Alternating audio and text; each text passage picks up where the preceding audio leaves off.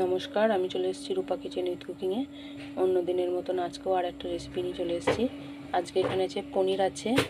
পনিরটা কেটে ছোট ছোট করে নিয়েছি, এইরকম করে সাইজগুলো করে নিয়েছি। আর এখানে ক্যাপসিকাম আছে, এখানে টমেটো আছে, এখানে কাঁচা লঙ্কা আছে। এবার পনিরগুলো ভেজে নেব। আজকে একটা অন্য রেসিপি করব। এখানে পনিরটা ভেজে নিচ্ছি। পনিরটা ভাজা হয়ে গেছে, এবার পনিরটাকে তুলে নেব। পনিরের তেলে এবার টমেটোগুলো দিয়ে দিচ্ছি, লবণ দিয়ে দিচ্ছি,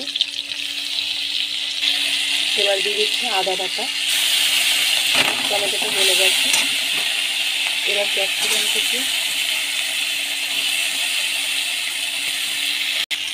লঙ্কার গুঁড়ো, অল্প হলুদ গুঁড়ো, জিরের গুঁড়ো,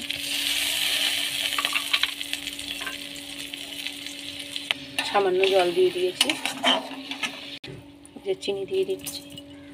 এবার টমেটো সস দিয়ে দিচ্ছি, এটা চিলি সসটা দিয়ে দিচ্ছি।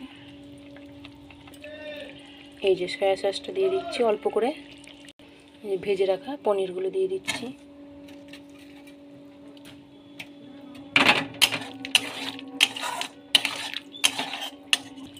এই যে 1 চামচ কর্নফ্লাওয়ার গুলে নিয়েছি, এটা দিয়ে দিচ্ছি। এবার রেডি হয়েছে চিলি পনিরটা এবার রেডি হয়ে গেছে। এবার এটাকে নামিয়ে ফেলবো।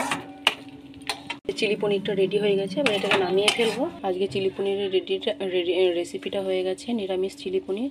অবশ্যই ভিডিওটা প্রথম থেকে শেষ পর্যন্ত দেখবেন। কেমন হয়েছে অবশ্যই জানাবেন। ভালো লাগলে একটা লাইক করবেন। আজকের চিলি পনির রেসিপি এই পর্যন্তই। পরের দিন আবার একটা নতুন রেসিপি নিয়ে চলে আসবো।